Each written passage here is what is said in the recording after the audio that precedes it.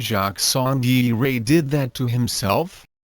Langdon turned and looked out the window, forcing the picture from his mind.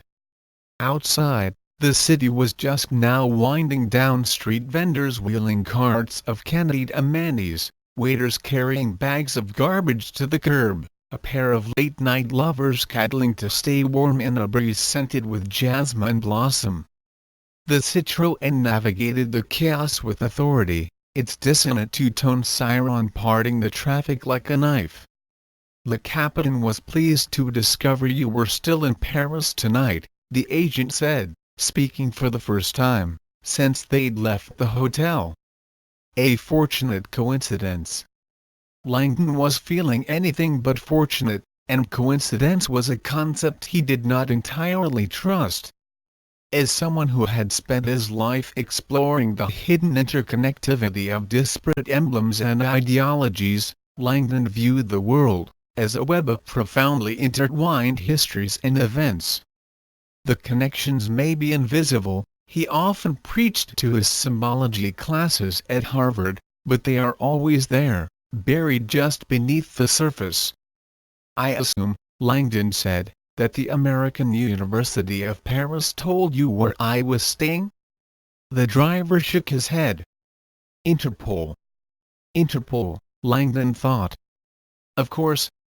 He had forgotten that the seemingly innocuous request of all European hotels, to see a passport at check-in, was more than a quaint formality, it was the law. On any given night, all across Europe, Interpol officials could pinpoint exactly who was sleeping where. Finding Langdon at the Ritz had probably taken all of 5 seconds. As the Citroën accelerated southward across the city, the illuminated profile of the Eiffel Tower appeared, shooting skyward in the distance to the right. Seeing it, Langdon thought of Vittoria, recalling their playful promise a year ago that every 6 months they would meet again at a different romantic spot on the globe. The Eiffel Tower, Langdon suspected, would have made their list. Sadly, he last kissed Vittoria in a noisy airport in Rome more than a year ago. "Did you mount her?" the agent asked, looking over. Langdon glanced up, certain he had misunderstood. "I beg your pardon?" "She is lovely, no?" The agent motioned through the windshield toward the Eiffel Tower. "Have you mounted her?" Langdon rolled his eyes. "No, I haven't climbed the tower. She is the symbol of France. I think she is perfect." Langdon nodded absently. "And set the captive free. Life was too dear to all of them to be given up. Therefore he betook himself to the most miserable amongst men, and offering nothing but an easy death in a good cause, he hoped to find some aged and want-worn creature, who would do him the kindness he desired. But of those who must look forward to the fewest days, and to the most misery, there was not one but, like the fabled woodcutter, chose to trudge out to the end his miserable span.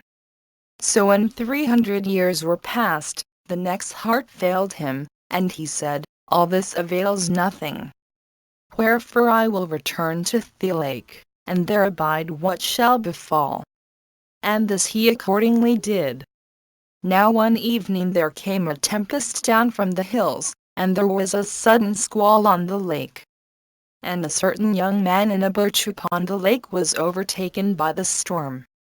And as he struggled hard, and it seemed as if every moment must be his last, a young maid who was his sweetheart came down to the shore, and cried aloud in her agony, "Alas, that his young life should be cut short thus!"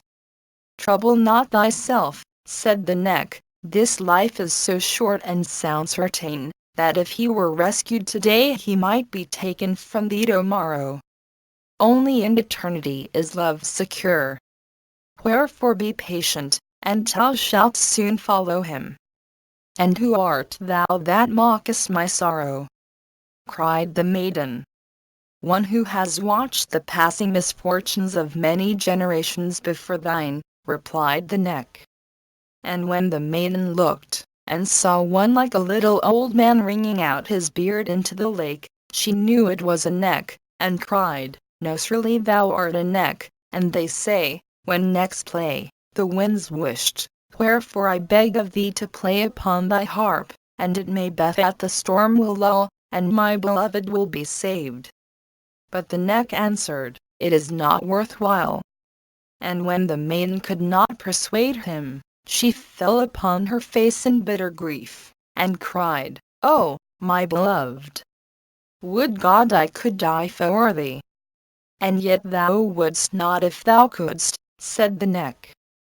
"If it be in thy power to prove me, cried the maiden, "for indeed he is the only stay of aged parents, and he is young and unprepared for death. Moreover, his life is dearer to me than my own."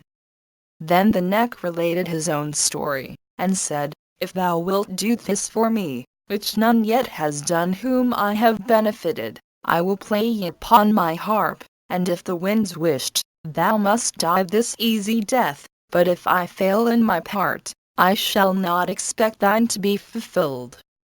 And we must both abide what shall befall, even as others." And to this maiden consented most willingly. Only she said, "Do this for me, I beg of thee. Let him come so near that I may just see his face before I die." And it was so agreed. Then the aged neck drew forth his harp